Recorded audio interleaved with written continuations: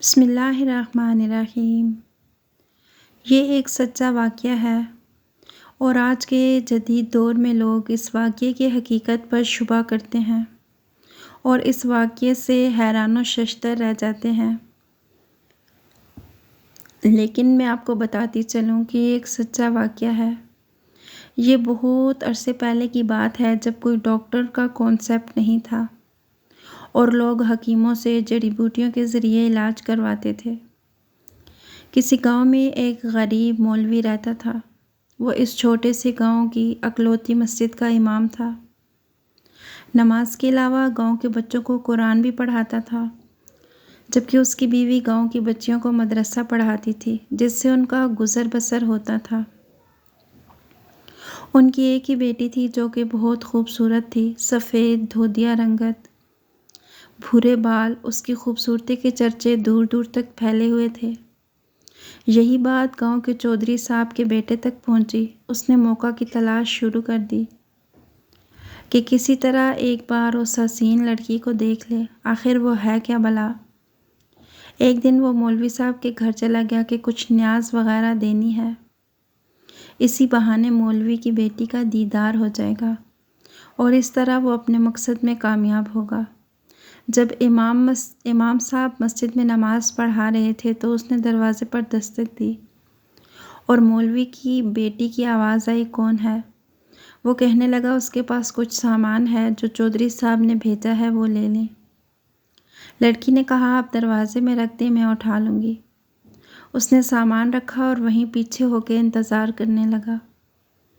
جب لڑکی نے سمجھا کہ سامان رکھنے والا چلا گیا ہے تو اس نے سامان اٹھانے کے لیے دروازہ کھولا تو اس لڑکے نے اسے دیکھ لیا، دیکھا ہی نہیں بلکہ اس پہ عاشق ہو گیا اور اپنا دل دے بیٹھا۔ لڑکا گھر آیا تو ضد پکڑ لی کہ اس نے شادی کرنی ہے تو مولوی کی بیٹی سے ہی کرنی ہے۔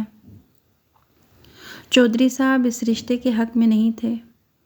انہوں نے بیٹے سے کہا کہ میں جا کر مولوی صاحب سے بات کرتا ہوں۔ چودھری صاحب آئے اور مولوی سے کہا، میرا بیٹا شراب پیتا ہے، جوا کھیلتا ہے، اس میں ہر برائی ہے، میں اپنے بیٹے کے لیے آپ کی بیٹی کا رشتہ مانگنے آیا ہوں۔ اگر آپ انکار کریں گے تو میں ہنسی خوشی چلا جاؤں گا۔ آپ یہ نہ سوچنا کہ میری ناراضگی آپ کی زندگی میں کوئی خلل ڈالے گی۔ اب ظاہر سی بات ہے مولوی صاحب نے انکار ہی کرنا تھا۔ چودھری صاحب گھر گئے اور بیٹے سے کہا کہ مولوی نے انکار کر دیا، اب دوبارہ اس گلی سے گزرنا بھی نہیں۔ لڑکے کو بہت غصہ آیا کہ اتنی دولت، عزت اور شہرت کے باوجود مولوی نے یہ رشتہ کیسے ٹھکرا لیا۔ میں ضرور انتقام لوں گا۔ اس نے اپنے دل میں انتقام کی ٹھان لی۔ ادھر مولوی صاحب کی بیٹی بیمار ہو گئی، اس کے پیٹ میں درد شروع ہو گیا۔ پہلے تو وہ گھریلو ٹوٹکوں سے علاج کرتے رہے، لیکن جب بیٹی کا پیٹ پھولنے لگا تو گاؤں کے حکیم کے پاس لے گئے۔ اس وقت الٹرا ساؤنڈ وغیرہ اور جدید آلات نہیں تھے، لہٰذا حکیم نے بچی کی نبض چیک کی، پیٹ درد کی شدت کا جانچتے ہوئے بتایا کہ آپ کی بیٹی حاملہ ہے۔ مولوی کے گھر میں تو جیسے کہرام مچ گیا، ایک قیامت آن پڑی۔ مولوی نے بیٹی کو بہت مارا پیٹا کہ کس کے ساتھ منہ کالا کیا ہے، کس کا بچہ ہے تیرے پیٹ میں۔ ایک دو بار اسے قتل بھی کرنا چاہا لیکن بیچ میں اس کی ماں آ گئی۔ اسے یقین تھا کہ اس کی بیٹی بے گناہ ہے۔ وہاں ان کی بیٹی بھی اللہ سے امید لگا کے بیٹھ گئی کہ اب کوئی معجزہ ہی اسے اس گناہ سے نکال سکتا ہے۔ ادھر چودھری کے بیٹے نے جب ایک دو بار مولوی کی بیٹی کو حکیم کے پاس جاتے دیکھا تو حکیم کے پاس گیا۔ حکیم نے ساری بات اگل دی۔ چودھری کا بیٹا واپس آیا اور گاؤں کے ملا کو کچھ رقم دے کر سارے گاؤں میں اعلان کروا دیا کہ مولوی کی بیٹی بغیر نکاح کے حاملہ ہو گئی۔ گاؤں کی عورتیں مولوی کے گھر آنے لگیں اور پوچھنے لگیں، ایسا کیا ہو گیا کہ بیٹی کو یہ گناہ کرنا پڑا، اس کی شادی کیوں نہ کروا دی، کس کے ساتھ منہ کالا کیا، بس جتنے منہ اتنی باتیں۔ گاؤں کی پنچایت نے مولوی صاحب سے امامت واپس لے لی اور انہیں 1 ماہ کا وقت دے دیا کہ وہ اپنی رہائش کا بندوبست کسی اور گاؤں میں کر لیں۔ گاؤں والوں نے بھی اپنی بچیوں کو مولوی کی بیوی کے پاس بھیجنا چھوڑ دیا۔ ہر طرف سے مولوی صاحب پریشانیوں میں گھرے جا چکے تھے۔ انہیں کوئی راستہ دکھائی نہیں دیتا تھا۔ ایک دن وہ پریشانی کے عالم میں بیٹھے تھے کہ دروازے پر دستک ہوئی۔ جا کر دروازہ کھولا تو سامنے ایک خوب رو نوجوان کھڑا تھا۔ اندر آنے کی اجازت طلب کی تو مولوی صاحب پریشانی کے عالم میں کچھ سوچنے لگے۔ لڑکا سمجھ گیا اور اپنا تعارف کروایا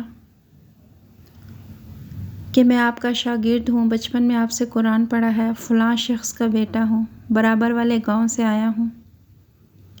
مولوی صاحب نے پہچان لیا اور اسے اندر لے آئے۔ اس نے اپنے آنے کا مقصد بتاتے ہوئے کہا کہ اسے معلوم ہوا کہ آپ کی بیٹی کے ساتھ یہ ماجرا پیش آیا ہے۔ مزید بتایا کہ وہ شہر سے حکمت کا کورس مکمل کر کے آیا ہے اور اسی گاؤں میں حکمت خانہ بنانے کا ارادہ رکھتا ہے، لیکن آتے ہی اسے بات کا علم ہوا تو اسے یقین نہ آیا کہ یہ واقعہ سچ ہے اور وہ راز معلوم کرنے پہنچ گیا۔ مولوی صاحب کو بھی کچھ امید نظر آنے لگی۔ اس لڑکے نے مولوی صاحب کی بیٹی کی نبض دیکھی، کچھ تفصیلات پوچھی اور پھر کچھ سوچتے ہوئے مولوی صاحب سے ایک بکرے اور ایک کتے کا بندوبست کرنے کو کہا، جبکہ لڑکی کو دن کا کھانا کھانے سے منع کیا اور بھوکا رہنے کو کہا۔ اس کی بات پر عمل کرنا پڑا۔ مولوی صاحب اور کرتے بھی کیا، ڈوبتے کو تنکے کا سہارا، رات تک سارا بندوبست کر دیا۔ لڑکے یعنی حکیم نے گاؤں کی کچھ معزز عورتوں کو بھی بلا لیا اور ان سے بکرے کا گوشت پکانے کو کہا۔ جب گوشت پک گیا تو اس لڑکے نے لڑکی سے کہا کہ پیٹ بھر کر گوشت کھائے۔ لڑکی بھی صبح سے بھوکی تھی، جی بھر کر گوشت کھایا۔ جب لڑکی نے گوشت کھا لیا تو اس وقت تک محلے کے کچھ مزید لوگ بھی مولوی کے گھر کے باہر جمع ہونے لگے کہ یہاں کیا ماجرا چل رہا ہے۔ اس لڑکے نے مولوی صاحب کی بیٹی کو بلوایا اور دوسرے کمرے میں لے گیا جہاں اس نے پہلے سے کتا ذبح کر کے رکھا ہوا تھا۔